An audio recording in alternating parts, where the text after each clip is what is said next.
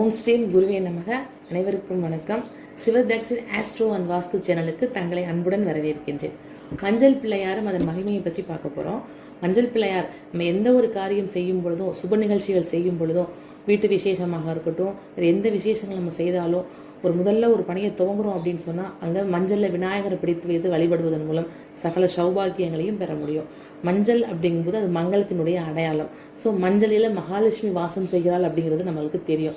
அப்போது அந்த மஞ்சளில் விநாயகரை பிடித்து வழிபடும் பொழுது அந்த மஞ்சள் விநாயகர் எங்கே இருக்கோ அங்கே மகாலட்சுமியினுடைய பரிபூர்ணமான அருள் அங்கே நமக்கு கிடைக்கும் அப்படிங்கிறது நம்ம உண்மை. இப்போ விநாயகர் அப்படின்னு சொல்லும் பொழுது அவர் மஞ்சள் விநாயகர்.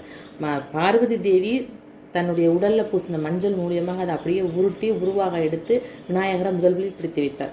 ஸோ அந்த மஞ்சள் விநாயகர் அப்படிங்கும் பொழுது பார்வதி தேவிகிட்டேருந்து முதல்ல தோன்றதுனால பார்வதி தேவிக்கு பாதுகாப்பு அரணாக இருக்கணும் அப்படின்னு நினச்சி தான் அந்த விநாயகரை வழி வச்சாங்க.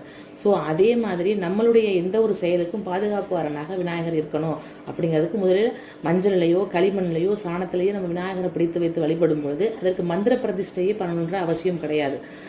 விநாயகரை முழு மனதோட ஆத்மார்த்தமாக வழிபடும் பொழுது நமக்கு நிறைந்த பலனை தரக்கூடியவர். கணபதியும் கணினியும் ஒன்று அப்படிங்கிறது எல்லாரும் அறிந்த ஒன்று தான்.